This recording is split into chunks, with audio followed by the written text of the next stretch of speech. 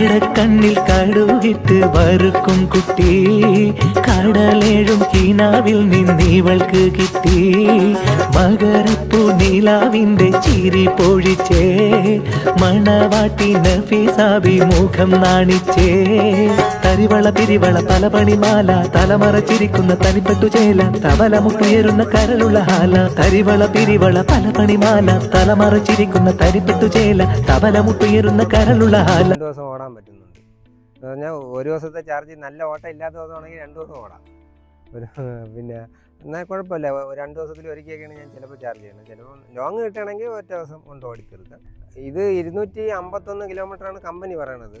225 വരെ എനിക്ക് കിട്ടി എന്ന് പറഞ്ഞാൽ 218 ഞാൻ ആലുവ പോയതും പിന്നെ ഈ ചാർജിങ് സ്റ്റേഷനിൽ പോകാൻ വേണ്ടി ഒരു 3 കിലോമീറ്ററും കൂടെ പോയി. അങ്ങനെ മൊത്തം 220-225 അടുപ്പിച്ച് കിട്ടി എനിക്ക്.